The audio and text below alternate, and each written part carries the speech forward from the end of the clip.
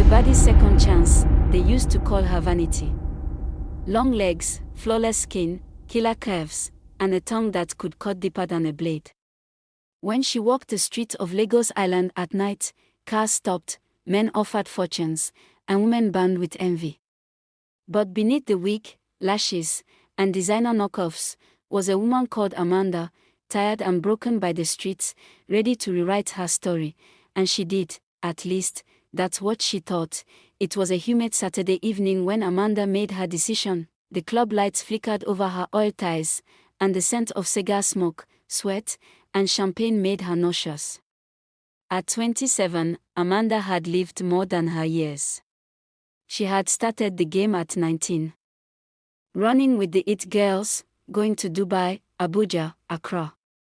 Men funded her lifestyle, and in return, she gave them fantasy, but the fantasy was draining her. That night, a politician named Chief Adigok had touched her too roughly. She excused herself to the club's bathroom, looked at her reflection, foundation cracking, wig slightly shifted, eyes empty, and whispered, "Enough." That was the last night Amanda sold herself. The next few months were hard.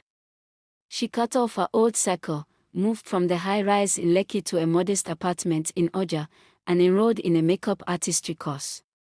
Her savings began to shrink, but she felt more alive. Then she met David. He wasn't like the others. A tech entrepreneur with warm eyes and a humble spirit. He saw Amanda at a beauty event where she was doing makeup for the models. "You're incredibly talented," he had said. "Can I take you out for coffee?" Amanda, shocked, had said yes. By their third date, she told him everything: the streets, the sugar daddies, the trips. David paused and said something she never forgot: "We all have passed, Amanda. What matters is where you're headed, not where you've been."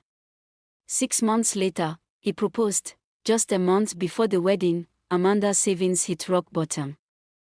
Just a month before the wedding, Amanda's savings hit rock bottom. Wedding preparations, business expenses, and daily life had drained her account. That's when she got a call from an anonymous number. "I need a private makeup session. Confidential. High pay. Cash." She hesitated, but the offered price was irresistible: 500,000 Nigerian nairas for 2 hours. The client sent a car to pick her up. Tinted black Benz. Silent driver. They arrived at a secluded mansion in Ikoyi. When she walked into the penthouse suite, the client was standing near the window, wearing a silk robe, holding a glass of whiskey. He turned, her breath caught in her throat. It was Chief Maxwell, dark-skinned, silver-haired. Early 60s. Rich. Powerful. And unforgettable. She had once spent a weekend with him years ago in Dubai. He never took off his mask. Paid her millions. Disappeared. "Long time, Amanda," he said, smirking. She wanted to run, but she needed the money. "I'm no longer in that line," she whispered. "I know. That's why I chose you. I just want one night. No pressure. I'll double the price." It was as if the devil himself was speaking. She should have walked away. She almost did, but her bank app reminded her she had 3,000 Nigerian nairas left. Amanda cried in the shower the next morning. She swore to herself it was a one-time mistake. No one would ever know. She deleted his number, blocked the driver, and focused back on her wedding. But 3 weeks later, something was off. She was nauseous. Her period was late. A test confirmed her fear. Pregnant. David was overjoyed. "This is a blessing, babe. Our baby is coming even before the wedding." Amanda smiled, but her heart pounded, because deep down, she knew the truth: David couldn't be the father.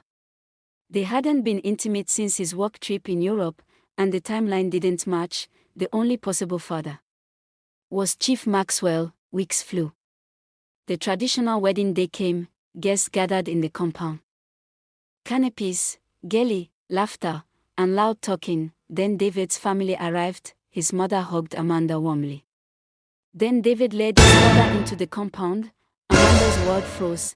The man walking toward her, grinning with pride, was none other than Chief Maxwell, her legs gave out, she collapsed on the ground as the aunties screamed for water and found her. In the hours that followed, Amanda locked herself in a room, trembling. Her past had returned like a curse. How could she tell David that she had slept with his father and might be carrying his father's child? She kept quiet. The wedding went on, but guilt grew like a tumor. Her stomach swelled. So did her anxiety. One night, during dinner, David said, "Babe, I need to tell you something about my dad." Amanda froze. "I love him, but he's complicated. He's had affairs, illegitimate kids, scandals. I never wanted to be like him." Amanda's heart shattered. She wanted to confess right there. But David's smile was too warm, too trusting, so she stayed silent. 7 months pregnant, Amanda went for a scan alone. The nurse smiled, saying, "Would you like to know the gender?" She nodded. "It's a boy," the nurse grinned. "And you're lucky, your baby shares a rare blood marker only passed genetically. Very few in Nigeria have it." Amanda asked, "What kind of marker?" The nurse shrugged. "It's more common in Yoruba men from Ijibu lineage." Her heart skipped. David's father was from Ijibu. Her worst fear was becoming real. Amanda had been vomiting all day. David rushed her to the hospital. She collapsed in the hallway. Emergency blood transfusion was needed. David's blood didn't match, neither did his mother's, so they called Chief Maxwell. The results came in. "Sir," the doctor said, "the baby's blood perfectly matches yours. You are the biological father." Silence, then shouting. David turned slowly to Amanda, disbelief in his eyes. "What is this?" Amanda wept. She tried to explain, but every word dug her deeper. "I didn't know he was your father. It was just one night. You're carrying my father's child." David fell to his knees in the hospital hallway. Aftermath, the engagement was broken, the wedding cancelled. Chief Maxwell vanished abroad to escape media scandal. Amanda gave birth to a healthy baby boy, but there was no celebration. No naming ceremony. Just silence. She moved away from Lagos. Started again in Ibadan. No men. No makeup business. Just her son. She named him Daniel. "God is my judge." She wrote a book about her life. It went viral. Baddie no more, from streets to scars. Women read it, cried, related. Some forgave her. Others judged, but Amanda stood strong. Years later, at a youth empowerment event, Amanda was invited to speak. She stood on stage, wearing a plain dress, hair in a bun, holding her son's hand. "I was once lost," she said. "I chased things that never filled me. I tried to bury my truth, but secrets always rise like the sun." The audience was silent. "Pain doesn't mean your story is over. I made terrible choices. I lost love. But I found myself." Applause thundered. In the back of the crowd, a tall man with familiar eyes watched. It was David. Amanda's breath caught. He smiled gently, nodded, then disappeared into the crowd.